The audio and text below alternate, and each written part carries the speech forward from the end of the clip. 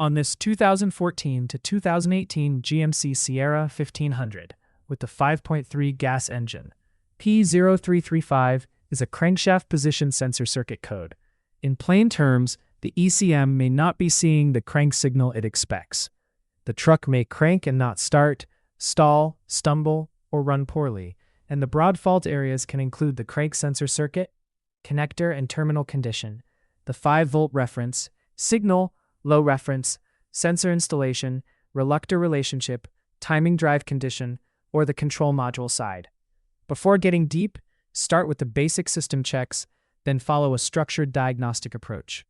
Treat the run conditions as monitor gates. One listed gate includes MAF sensor greater than 3 Gs per second. And once the gates are met, the P0335 monitor runs continuously. The code can set when the crankshaft position sensor has no signal for greater than 4 seconds, greater than 1 second, or during 2 engine revolutions, depending on the operating case. With ignition on, vehicle in service mode, first make sure the shared 5-volt reference fault group is not active. If it is, handle that issue first, instead of chasing the crank sensor by itself. Then, run the engine and check whether a related crankshaft performance fault is active. If that performance fault is present, move into the circuit and system testing path. If it is not present, watch the crankshaft position active counter and verify that it increments.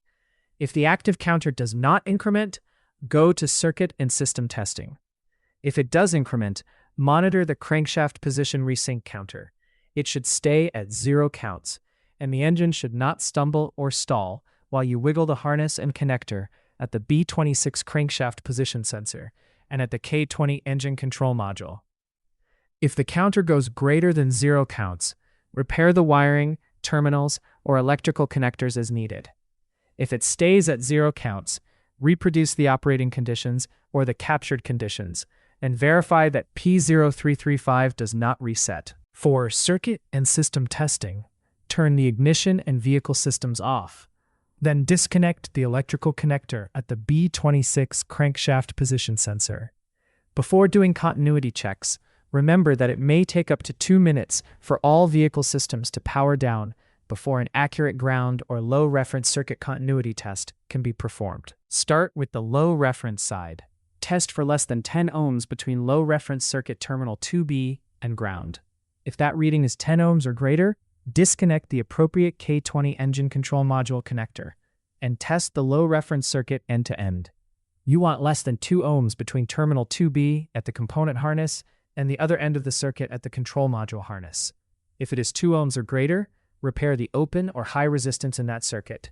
If it is less than 2 ohms, the path calls for replacing the K20 engine control module. If the original low reference test was already less than 10 ohms, move on to the 5V reference test. With ignition on, vehicle in service mode, test the 5-volt reference circuit at terminal 3-C to ground. The correct range is 4.8 to 5.2 volts.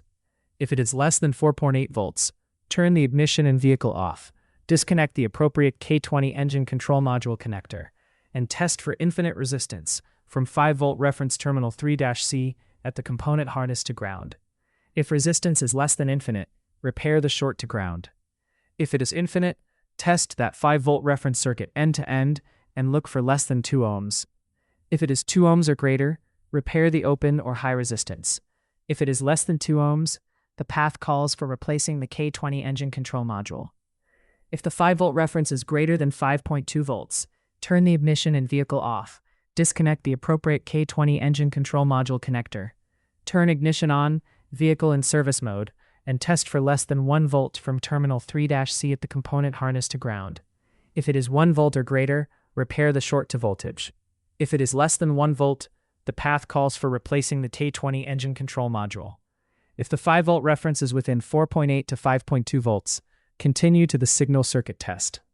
With the 5-volt reference in range, rapidly tap a 3A fuse jumper wire between signal circuit terminal 1A and ground while watching the crankshaft position active counter. The counter should increment. If it does not increment, turn the ignition and vehicle off.